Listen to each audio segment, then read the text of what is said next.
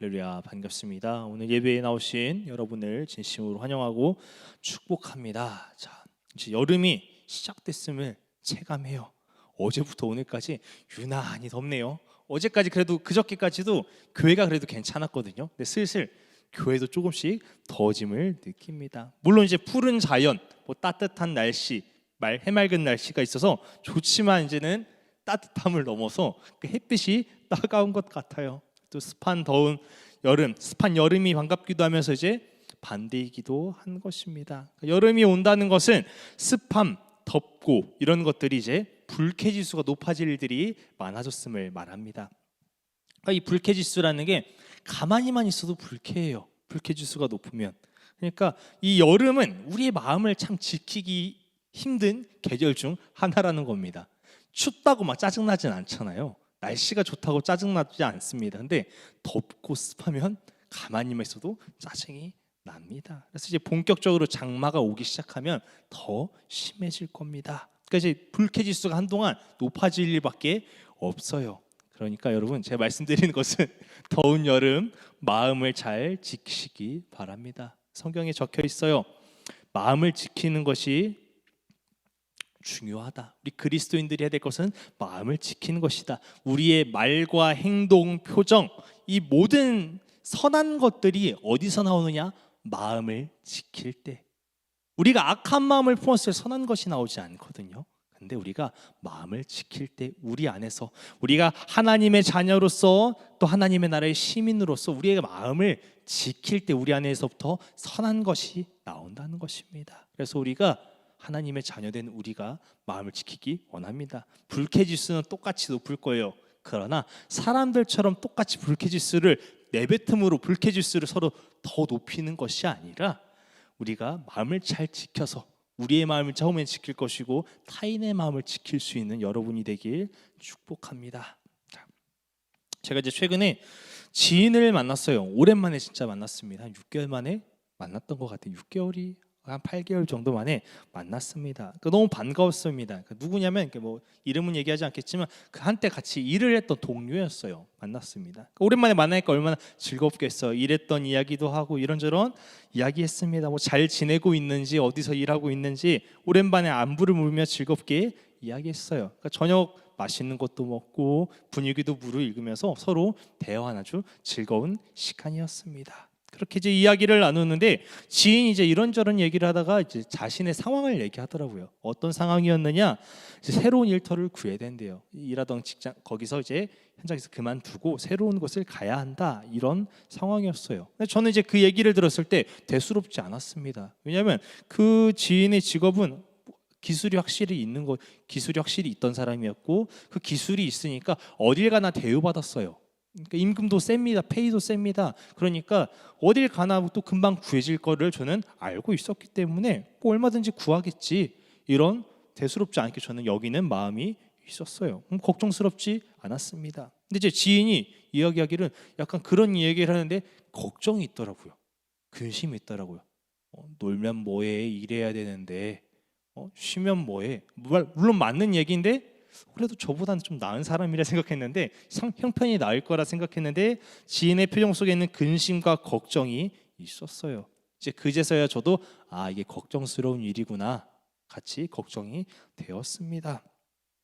그러니까 직업이 좋았어요. 기술이 있던 사람이고 능력이 있는 사람임에도 불구하고 이 불확실한 미래에 대한 걱정 그리고 근심에 빠져 있는 모습을 보았습니다.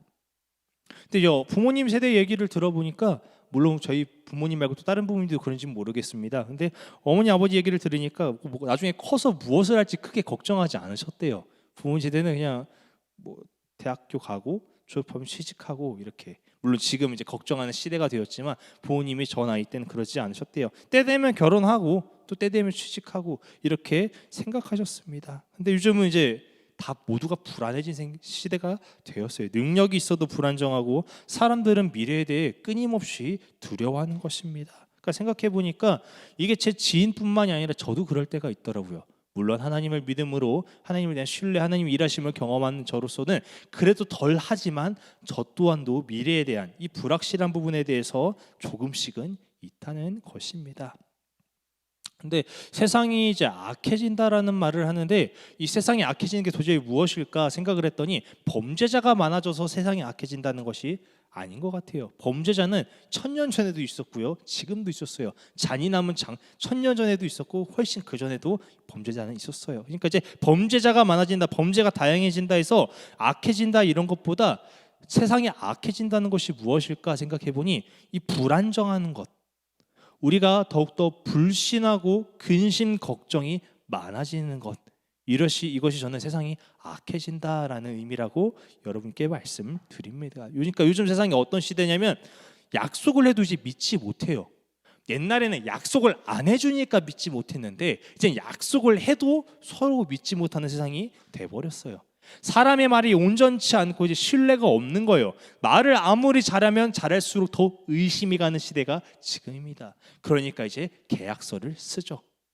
확실하게 하기 위해서. 근데 중요한 거, 웃긴 건 계약서를 써도 이 계약서를 신뢰하지 못하는 시대가 지금의 모습이라는 겁니다. 그러니까 알바생들이 이제 계약서를 써요. 최저시급이 얼마입니다. 언제 일할 겁니다. 이런 거 막 적어요.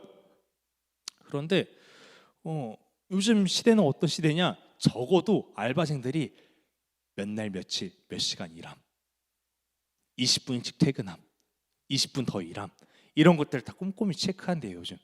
왜 그러냐면 임금이 제대로 주어지지 않아서 계약서를 썼는데도 이제 믿을 수 없는 세상이 되어버렸습니다. 그러니까 정확히는 이제 취직을 해도 이제 내 통장에 정확한 금액이 숫자가 찍힐 때까지 믿을 수 없는 이 신경전, 사장님과 내 고용주와 신경전을 벌여야 하는 이런 시대가 지금의 모습이라는 겁니다. 그러니까 서로 사람이 불신하고 서로에 대한 의지, 연합, 단히 모이는 건 더 먼저 사라지는 것이죠. 그러니까 개인주의가 아니라 이기주의로 빠지는, 나 혼자 살아남기에 빠지는, 이것이 저는 시대가 악해지고 있구나 이렇게 말씀을 드립니다. 서로 믿는다면서 뒤통수 맞을지 모르는 이 불안감.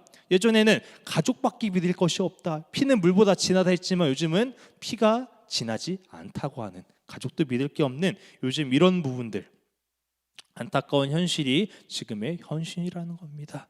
또 교회도 예외가 아니에요. 성도들 간에 그래도 우리끼리는 몇 명 안 되니까 신뢰할 수 있습니다. 제가 지사님을, 성도님을 사랑하고 신뢰하죠. 그렇지만 서로 성도 간에 또 불신해요. 성도가 서로 간에 불신하니 당연히 목회자와도 신뢰하지 못합니다. 사람과 사람이 믿지를 못하는데 하나님과의 관계 또한 어떻겠습니까? 이제는 사람을 뛰어넘어 하나님조차 믿지 못하는 시대가 오늘 시대이고 오늘날 우리의 교회의 모습이라는 겁니다. 보이지 않는 하나님을 어떻게 믿을 것인가? 그리고 무엇을 보고 믿을 것인가? 사람들은 하나님과 점점 멀어지는 거죠. 이제 신뢰가 없으니까, 믿을 것이 없으니까 점점 더 확실한 것들을 찾아가는 사람들의 모습이에요. 증명되어져야 되고 보여져야 될 하나님을 믿는 그런 시대가 이제 지금의 모습인 것입니다. 그러니까 내가 생각한 대로 되지 않으면 그냥 쉽게 떠나버려요, 언제든지. 그러나 사람들 마음속에는 언제든지 내가 의지할 곳, 내가 믿을 곳을 찾고 있다는 것입니다. 그러니까 즉 사람들이 마음이 지금 온전치 않다는 거예요. 그러니까 나에게 결여되어 있는 것을 계속 찾는 거죠. 내가 의지할 리가 누구인가, 막 사람한테 매달리기도 하고 어떤 돈에 집착하기도 하고 무엇에 집착하는 것, 내가 뭔가 계속 결여되어 있기 때문에 찾고 있는 행동입니다. 이게 인간의 습성이 계속 이렇게 드러나고 있습니다. 근데 오늘 제가 여러분들께 이야기를 왜 했느냐? 여러분 잘 나오셨다고요. 정말로 잘 예배 자리에 잘 나오셨습니다. 어떤 존재, 무언가에 의지하기 위한 것이 인간의 습성이라면, 특성이라면 여러분 오늘 굉장히 잘 오셨음을 말씀드립니다. 우리가 사람을 의지할 것이 아니라 하나님, 사람이 할 수 있는 것은 한계가 있지만 한계가 없으신 그 하나님, 뛰어넘는 하나님을 여러분이 오늘 찾으러 나오신 줄 믿습니다. 그래서 오늘 굳이 다른 것에서 찾기보다 하나님과 더욱더 함께하길 원합니다. 예배 자리에 오셔서 우리가 믿을 이는 오직 예수 그리스도시요 살아계신 하나님이심을 고백하는 여러분이 되기를 소망합니다.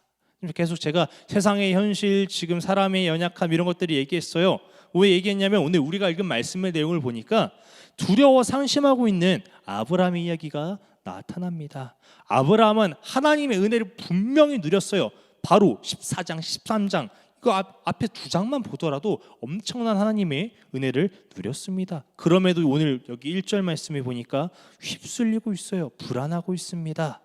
그러니까 결국 이 모습을 보니까 오늘날 우리 그리스도인들의 모습과 비슷합니다.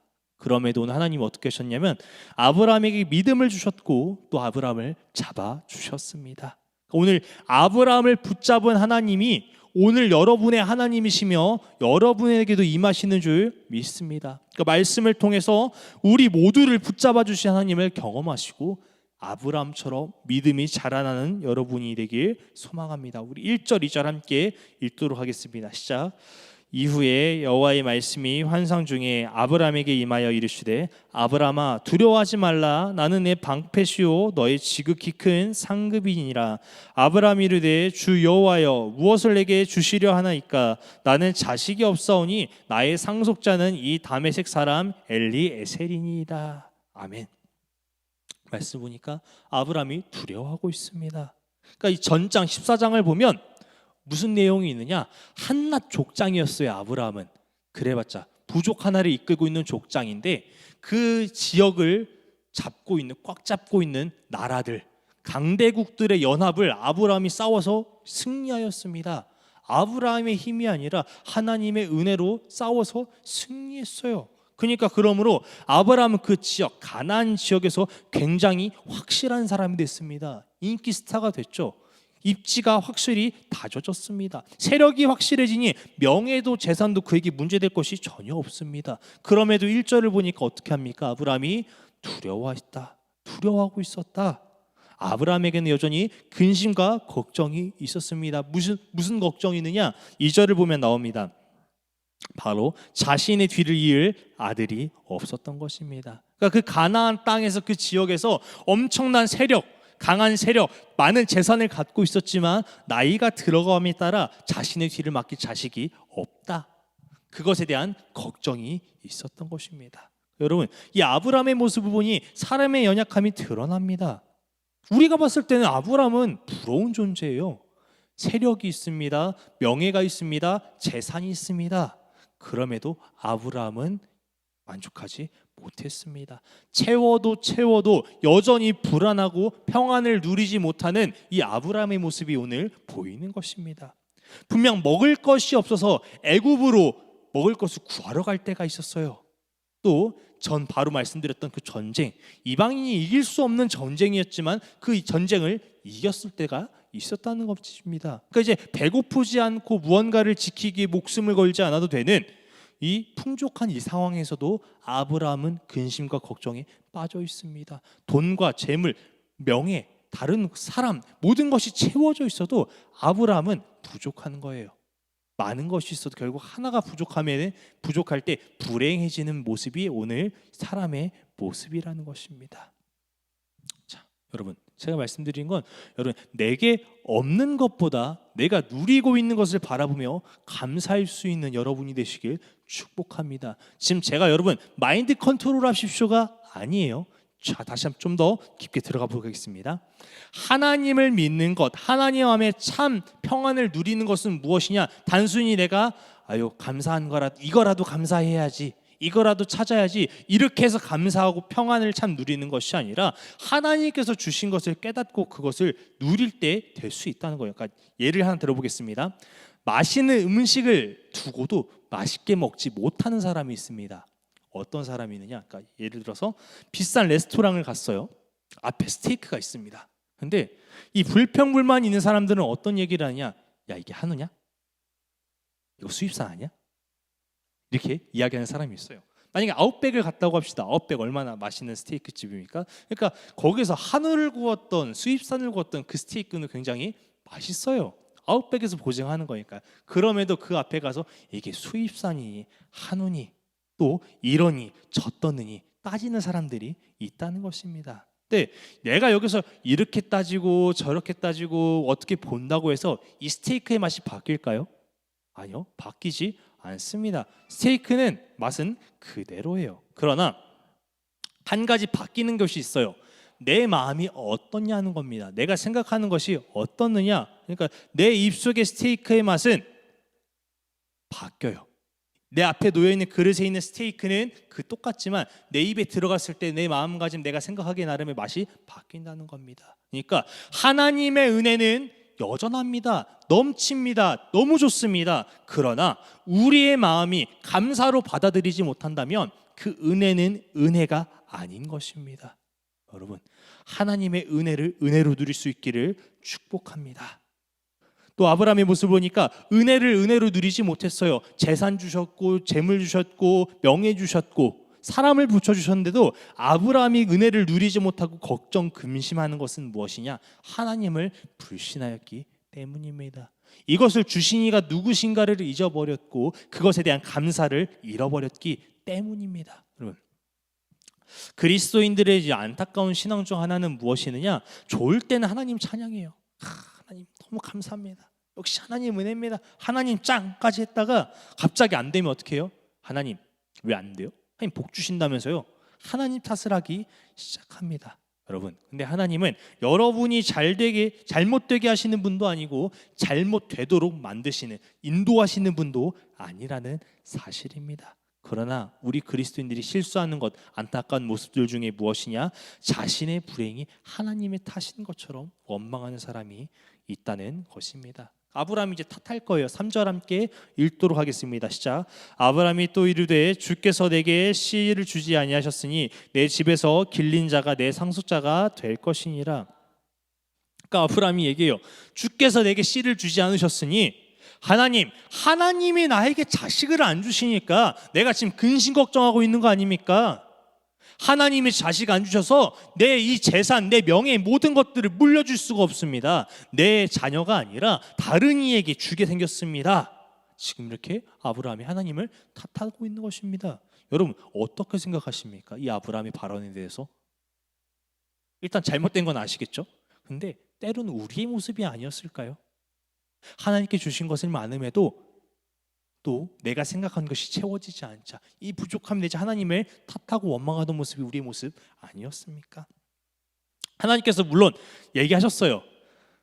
고향과 친척과 아비의 집을 떠나라 하셨을 때 이제 하나님께서 말씀하신 것이 아브라함아 내가 너를 통해 큰 민족을 이룰게.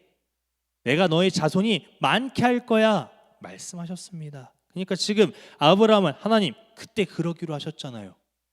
왜 안 주셔서 지금 이렇게 됐습니까? 하나님을 탓하고 있는 거예요. 여러분, 근심과 걱정은 어떻게 되냐면 은혜를 은혜로 바라보지 못하게 합니다. 하나님을 원망하게 하고 하나님과 멀어지게 합니다. 여러분 안에 두려움이 있다면 얼른 벗어버리시길 바랍니다. 그리고 한 가지 더, 세상의 이치, 가치에 벗어나시기 바랍니다. 우리는 세상의 백성이 아니라 하나님의 백성입니다.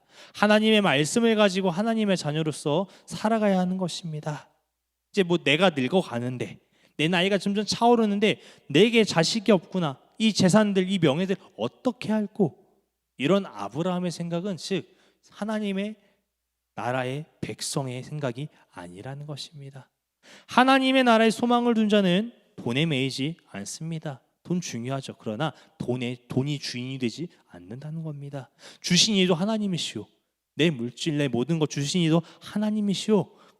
가져가시는 분도 하나님이시지. 나를 먹이고 입히시는 분은 하나님이지. 지금까지 하나님이 내 삶을 책임지셨으니 앞으로도 날 책임지실 것이지. 이렇게 생각하지 걱정과 근심될 것이 없다는 것입니다. 그러니까 나의 후손을 하나님께서 축복하셨으니 내가 비로소 지금은 늙었지만 그럼에도 하나님이 나에게 자식을 주시거나 나의 대를 이어서 나의 후손을 하나님의 계획을 이뤄 가실 거야. 나의 늙음은 문제가 되지 않아. 믿음을 가지고 고백할 것이 이 믿음의 발언이란 사실입니다. 여러분, 저는 여러분이 세상의 염려의 말보다 믿음으로 고백하는 모두가 되길 소망합니다. 4절 5절 함께 읽도록 하겠습니다. 시작.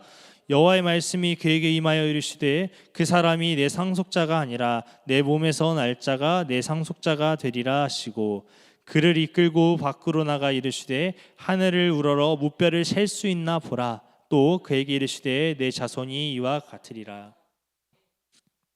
아멘. 그러니까 아브라함은 인간적으로 생각하는 거예요. 뭐 인간이니까 인간 생각할 수밖에 없겠죠. 근데 아브라함이 어떤 생각을 하냐? 자신이 이제 늙어서 자식을 가질 수 없으니까 자신의 세력에 있는 그 다메섹 사람 엘리에셀을 후계자로 생각하고 있었어요. 그러니까 자신의 자식이 아닌 그 자신과 함께 있던 그 그룹에 있던 사람을 후계자로 생각했습니다. 그러나 하나님은 아브라함의 생각과는 달랐어요. 아브라함아, 너의 후손은 엘리에셀이 아니다. 너의 몸에서 날 자가 내 상속자가 될 것이다. 그렇게 말씀하셨고 또 아브라함을 이끌고 가셔서 하늘을 보여주십니다. 하늘. 밤의 하늘을 보여주시면서 굉장히 감성적인 하나님이셔요. 별을 보여주면서 또 이제 말씀하시는 거예요. 자, 이 뭇별처럼 너의 자손이 많아질 것이다. 다시 한번 보여주시는 것입니다. 여러분, 하나님은 어떠한 하나님이시냐? 세상과 타협하신 하나님이 아닙니다. 온 만물을 만드신 이 창조주께서는 창조물과 타협하지 않는다는 겁니다. 인간의 한계, 세상의 이치, 그 어떤 것도 하나님 앞에서 문제가 되지 않습니다. 그러니까 아브라함이 늙었다고 해서 노산했다고 해서 임신을 못하는 것이 아니라 자녀를 못 갖는 것이 아니라 하나님이 주시면 주시는 것입니다. 인간의 한계는 하나님 앞에서 아무런 문제가 되지 않는다는 것입니다.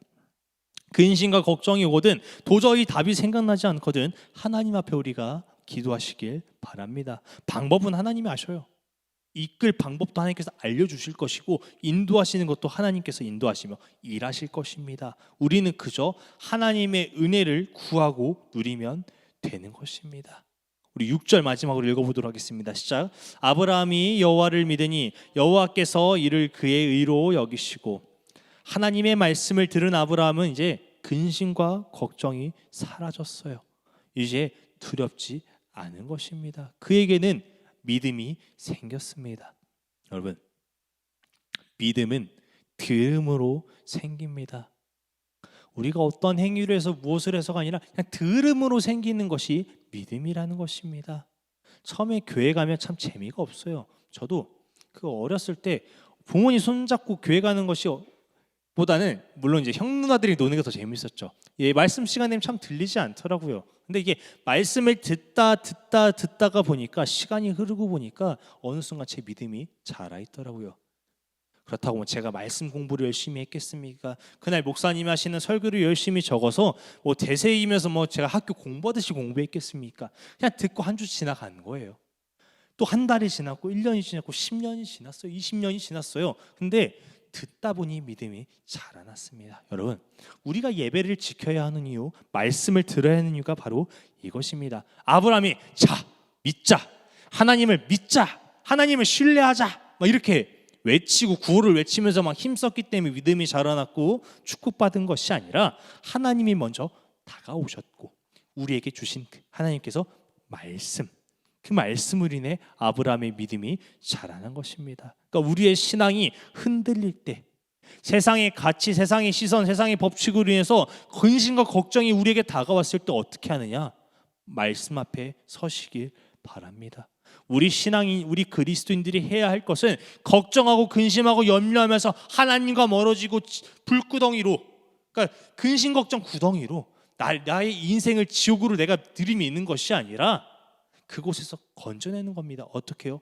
말씀으로. 하나님께서 우리에게 하신 약속이 있잖아요. 성경에 있잖아요. 너희를 내가 사랑한다, 축복할 것이다, 잘되기 원한다, 구원받을 것이다. 하나님께서 하신 그 말씀 앞에 우리가 섬으로 우리와 근심 걱정을 벗어버리는 겁니다. 근심 걱정은 사라질 거예요, 여러분. 하나님 앞에서 우리가 더욱더 나가길 바랍니다. 우리가 하나님께 더욱더 나갈 때, 말씀을 들을 때 아브라함의 믿음이 회복된 것처럼, 아브라함의 신앙이 회복된 것처럼 우리는 되는 것입니다. 자, 이 시간에 함께 기도하기 원하는데